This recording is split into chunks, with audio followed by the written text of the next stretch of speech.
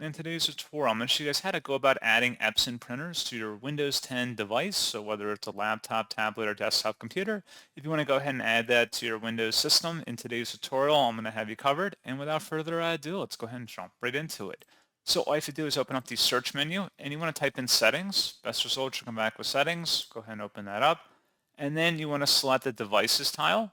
And then on the left side, select printers and scanners underneath devices.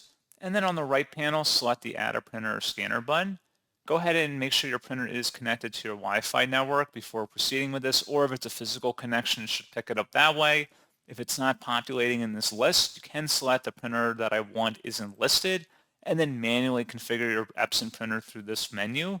You may also want to go onto Epson's support page and look up specific drivers available for your device, which I do have tutorials on my channel for a lot of popular make and models of Epson printers that you're welcome to search for.